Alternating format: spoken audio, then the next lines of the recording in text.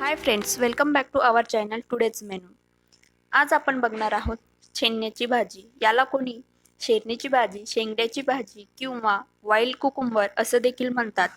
ही भाजी आपल्याला शक्यतो रानामध्ये मिळते. शेंगण्या ह्या सीझनल वाईज आपल्याला मिळतात. याची भाजी कशी करायची ते बघू. त्यासाठी सर्वात प्रथम ज्या शेंगण्याचं देठ आहे ते कापून घेऊ. सर्व शेंगण्याचे देठ कापून झाल्यानंतर हे स्वच्छ धुवून कोरड्या करून घेऊ.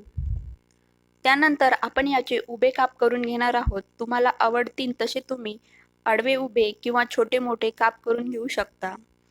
सर्व शेंगण्या चिरून झाल्यानंतर त्या पाण्यामध्ये भिजत ठेवणार आहोत. तुम्हाला शक्य झालंच तर तुम्ही ह्या रात्रभर पाण्यामध्ये भिजवून ठेवू शकता. त्या पाण्यामध्ये अर्धा चम्मच मीठ टाकून ह्या आपण आता अर्धा तास भिजवून घेणार आहोत. अर्धा तास झाल्यानंतर यामधलं पाणी चेंज करून घ्यायचं आणि हवं असल्यास त्यामधले बी सुद्धा काढून घ्यायचे, जेणेकरून आपली भाजी थोडीशी कडसर लागणार नाही. आता मी ह्या शेंगण्या शिजून घेणार आहे. त्यासाठी एका पातेल्यामध्ये पाणी घेऊन त्यामध्ये शेंगण्या टाकून त्या शिजत घेऊ. भाजीसाठी लागणारी मूग डाळ मी रात्रभर भिजवून घेतलेली आहे. शेंगण्या शिजण्यासाठी 10-15 मिनिटं लागतात. त्या थोड्याशा नरम झाल्या की आपण गॅसची फ्लेम बंद करून त्याचं पाणी सेपरेट करून घेणार आहोत.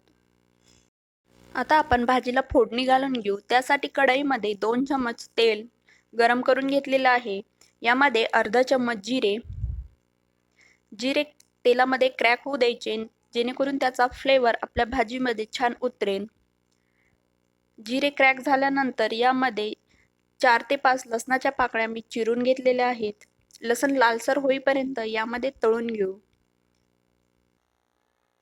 लसण लालसर झाल्यानंतर ज्या शेंगण्या आपण शिजवून घेतल्या आहेत त्याचं पाणी सेपरेट करून यामध्ये टाकून घेऊ आणि तेलामध्ये थोडंसं परतून घेऊ.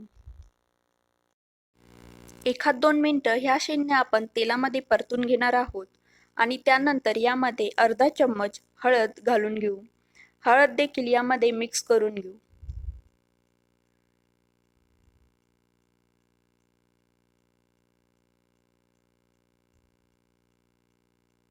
1-2 मिनिटं शेंगण्या हळदीमध्ये परतून घेऊ. त्यानंतर यामध्ये जी मूग डाळ आपण भिजून घेतली होती ती घालून घेऊ.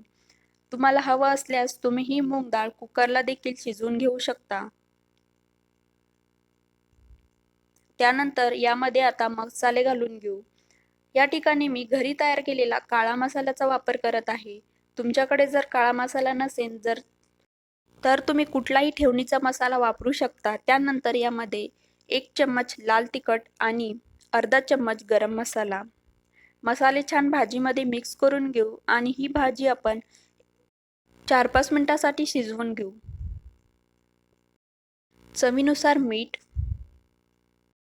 तुम्हाला जर माझ्या रेसिपी आवडत असतील तर चॅनलला नक्की सबस्क्राईब करा.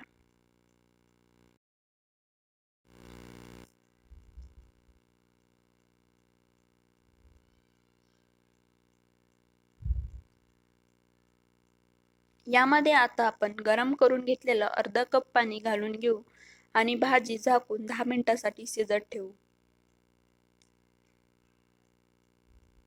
तुम्ही बघू शकता 10 मिनिटांनंतर आपल्या भाजीमधलं पाणी पूर्णपणे कमी झालेलं आहे. अशा प्रकारे तयार झालेली आहे आपली शेंगणीची भाजी. यावर वरतून थोडासा कोथिंबीर घालून घेऊ. ही भाजी तुम्ही भाकरी किंवा पोळी सोबत खाऊ शकता. शेंगणीची भाजी तुम्हाला कशी वाटली हे मला कमेंट करून नक्की सांगा. व्हिडिओ पाहिल्याबद्दल धन्यवाद.